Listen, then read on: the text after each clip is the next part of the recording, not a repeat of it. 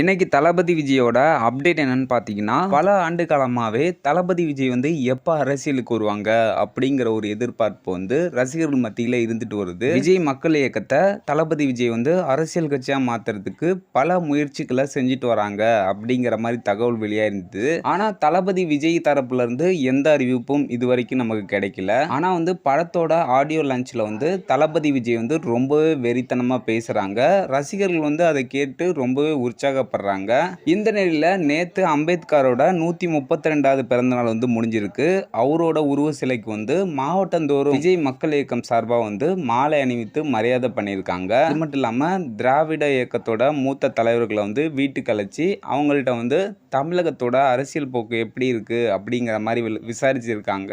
இதெல்லாம் வச்சு பார்க்கும்போது தளபதி விஜய் வந்து அரசியலுக்கு வரப்போறது வந்து தெளிவா வந்து நமக்கு வந்து தெரியுது. இந்த நிலையில பிரபல நடிகரும் கதாசிரியருமான ரமேஷ் கண்ணா வந்து ரீசெண்டா வந்து பேட்டி அளிச்சிருக்காங்க. ரமேஷ் கண்ணா வந்து எம்ஜிஆரோட ரொம்பவே ரிலேட்டிவ். அதனால நீங்க வந்து கண்டிப்பா வந்து அரசியலுக்கு வருவீங்களா அப்படின்னு வந்து ரமேஷ் கண்ணாட்ட வந்து பிரஸ் கேட்டிருக்காங்க.